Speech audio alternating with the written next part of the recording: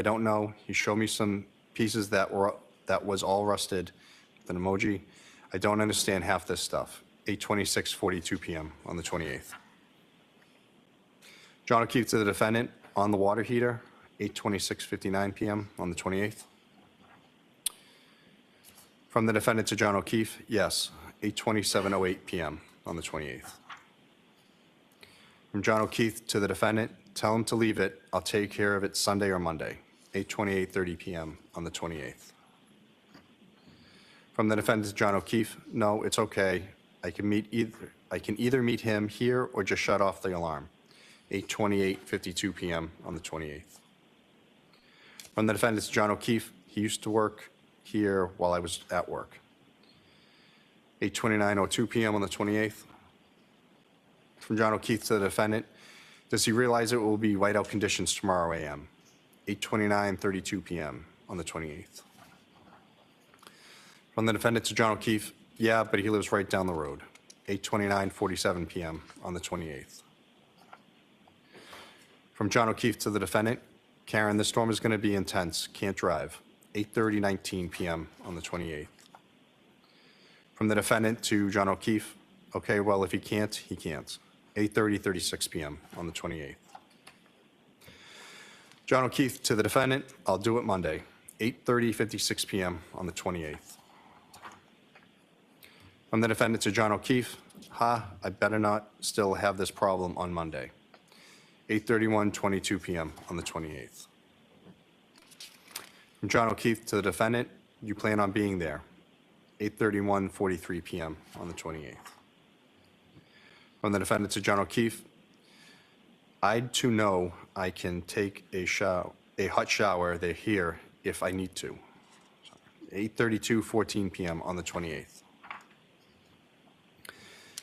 Figured you'd be, from John O'Keefe to the defendant, figured you'd be in Canton until Monday, 8:32:30 p.m. on the 28th.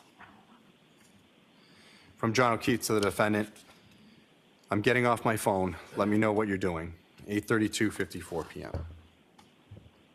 From the defendant to John O'Keefe, I think the four of us together is toxic to this relationship. Would like to limit it, 8:33:16 p.m. on the 28th. To John O'Keefe, you said so yourself for probably a year now, 8:33:52 p.m. on the 28th. John O'Keefe to the defendant, blizzard tomorrow, nobody is going anywhere, 8:33:56 p.m. on the 28th. From the defendant to John O'Keefe, maybe I'll come back late tonight. Bad snow is in the early a.m., 8:35:14 p.m. on the 28th. From the defendant to John O'Keefe, I'll head up there in a few min. Let me know if you leave, 8:35:26 p.m. on the 28th. From John O'Keefe to the defendant, an emoji, he says sure, 8:35:34 p.m. on the 28th. And that was the last of them.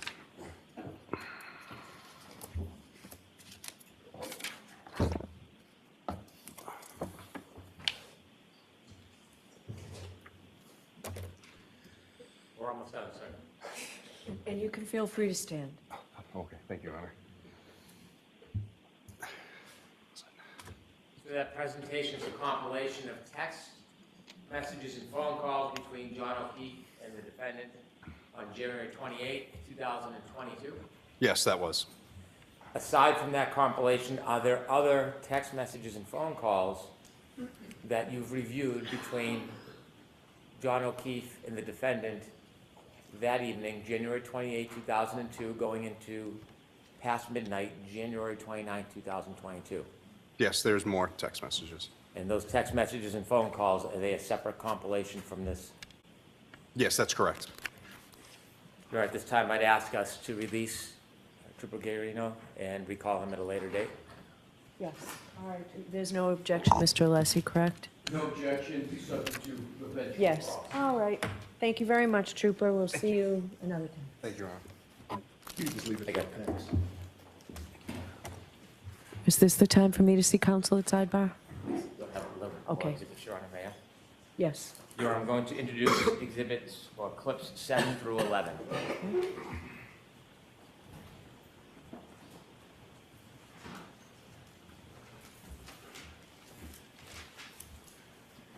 Thank you. With the court's permission, could I begin with clip 7? Yes.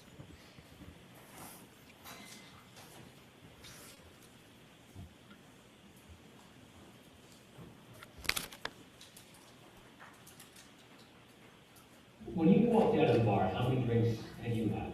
I had probably about 4, and not 4 that I completed either. I didn't drink maybe more than a few sips at the waterfall. And 4 drinks you felt fine to drive? Yep. Clip 8, please. Okay.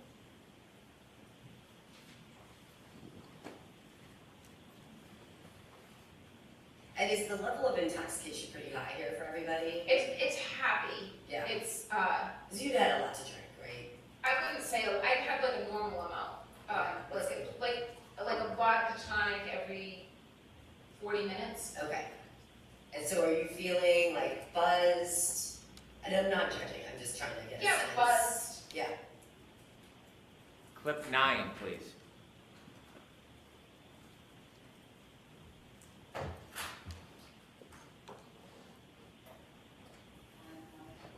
The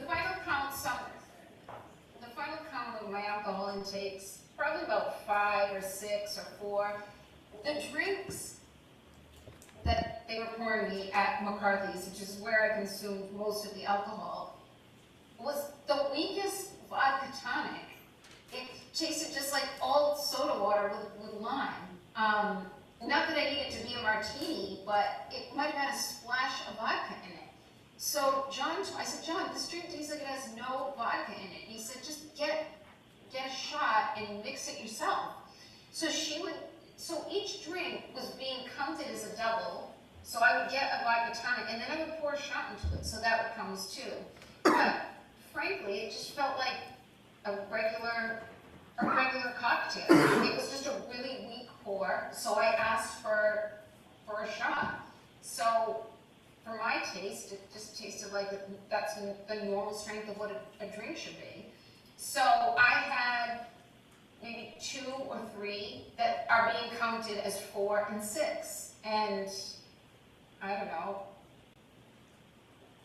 I felt fine. I felt like I was buzzed. And then there was one drink, the last one that was given to me, which I would have counted as 3, but they're counting as my 6th cocktail. The guys that we were with brought around shots, and they gave me one that I didn't drink, but I poured it in my drink.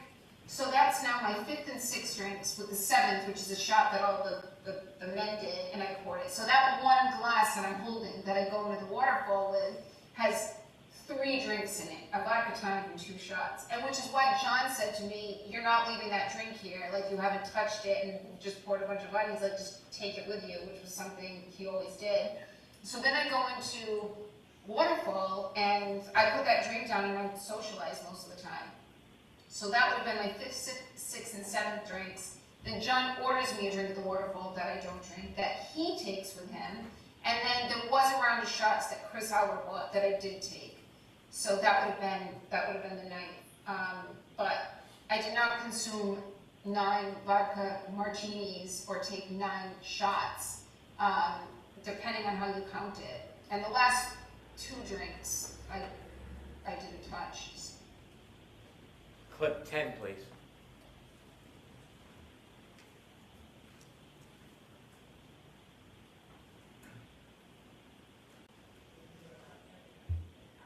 I mean, I'm not as clear as I would be if I hadn't been drinking.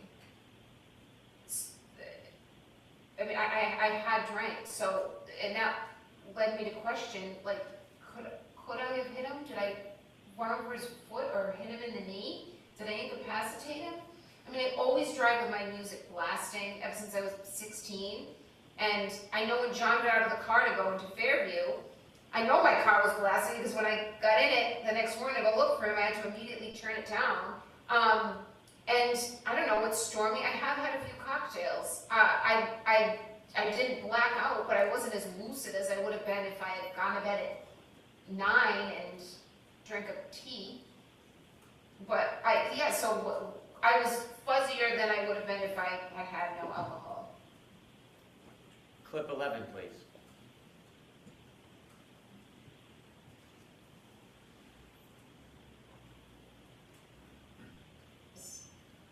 How did you feel after that many drinks? When you got in the car, did you feel like you could drive, and did you feel how buzzed? I wouldn't have gotten on the expressway. I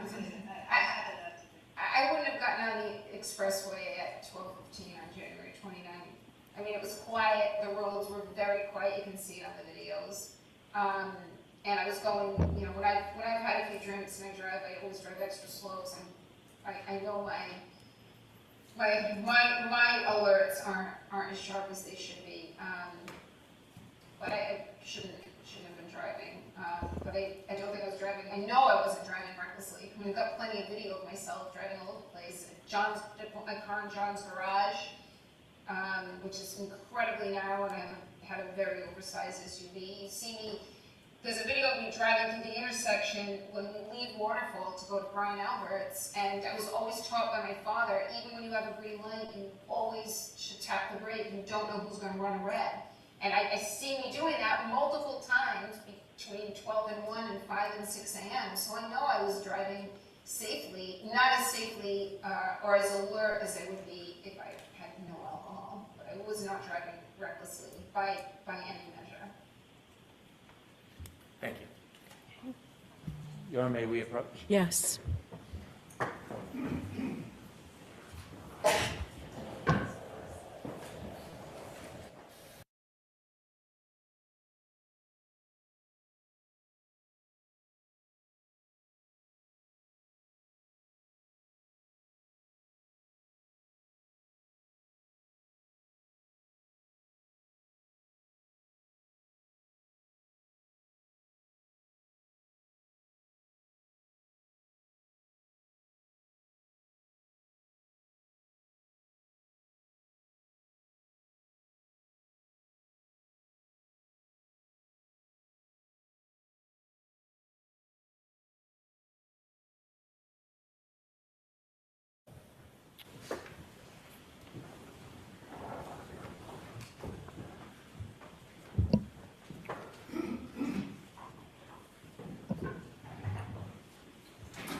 All right, jurors, there was some confusion with counsel regarding witnesses.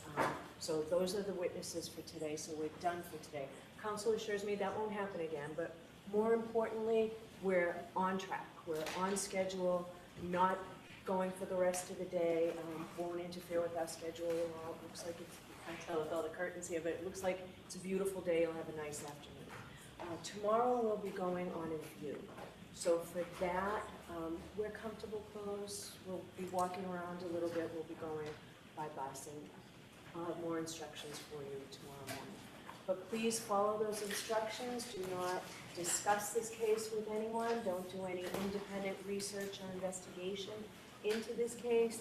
If you happen to see, hear, read anything about this case, please disregard it and let us know, and we'll see you tomorrow morning. Remember, tomorrow's a holiday. All rise for the court, please. Jurors, close your notebooks and follow me.